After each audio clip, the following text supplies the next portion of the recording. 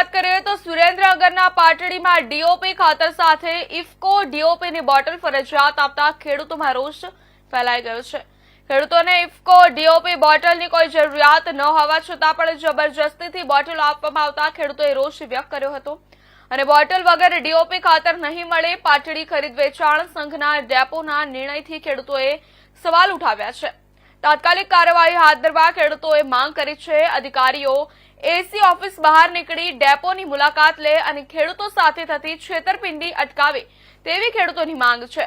ફરી ખાતર સાથે બોટલો પધારવાનું કામ ડેપો સંચાલકોએ શરૂ કર્યું છે। કહે છે કે ડીઓપી ખાતરની સાથે તમારે ફરજિયાત એક ઇફકો ડીઓપીની બોટલ લેવી પડે છે। તો અમારી રજૂઆત એવી છે કે ભાઈ આ બોટલ અમારે જોઈતી નથી। તો એ લોકો એવું કહે છે કે અમને ઉપરથી ડીલરો ફરજિયાત બોટલો આપે છે એટલે તમારે લેવી જ પડશે।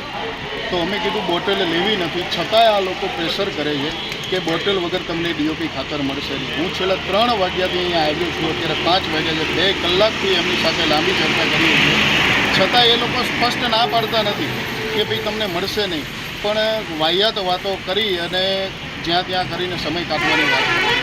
આજે આમની પાસે જેમ કે ખાતર વેચવાનું લાયસન્સ છે, ખાતર વેચવાનો પરવાનો છે, એવી બોટલ વેચવાનું કોઈ લાયસન્સ કે કોઈ પરવાનો નથી, છતાં પણ આ લોકો ખેડૂતોને આજે ખેડૂતોને ખાતરની જરૂરિયાત હોય એટલે ખેડૂતોની મજબૂરીનો લાભ ઉઠાવતા હોય એવું સ્પષ્ટ દેખાઈ રહ્યું છે। એટલે આપણા થકી મારે સરકારશ્રીને અને કૃષિ મંત્રી કે જે વિધાનસભામાં એવી વાતો કરતા હોય છે કે કોઈ પણ ખેડૂતોને બોટલ આપવા માટે પ્રેશર કરવામાં આવતું નથી, તો એમને હું વાત કરવા માગું છું કે આવો સુરેન્દ્રનગર જિલ્લાના પાટડીમાં ખરીદ વેચાણ સંઘમાં બોટલ સિવાય કોઈ પણ ખેડૂતોને ખાતર આપવામાં આવતું નથી।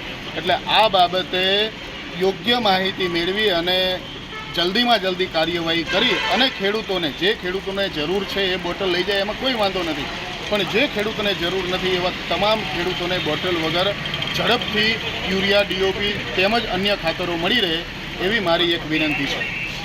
જો બોટલ વગર ખાતર આપવામાં નહીં આવે તો આગળ શું કરવામાં આવશે?